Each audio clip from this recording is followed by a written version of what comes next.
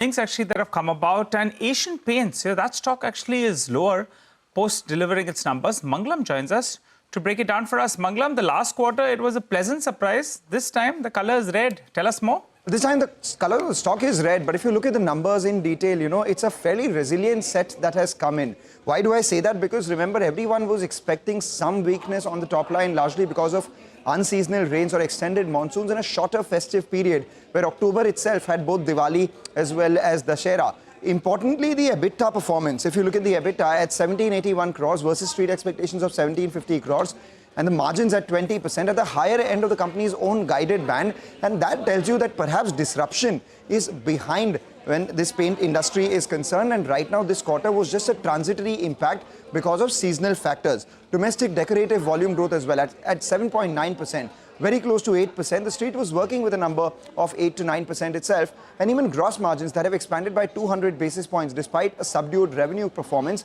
tells you that disruption is behind, and maybe some of the premium products of the company are doing a lot better. That too is at the higher end of the company's expected range of 150 to 200 basis points improvement out there. Now coming to the bottom line, 1,074 crore PAT is what the company is reported versus expectations of 1,219 crores.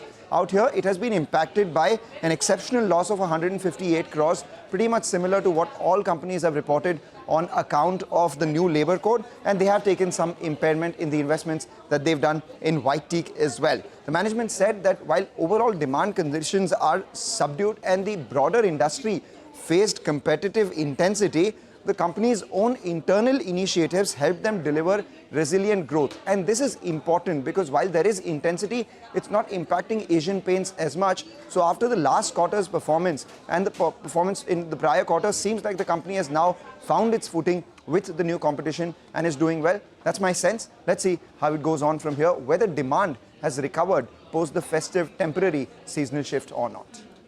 Thank you very much for that. So internals are resilient. It's just that after the Q3 performance, when the company reported a double-digit volume growth, the stock had rallied. As Mangalam had earlier pointed out, the stock was up 29% from its 52-week low.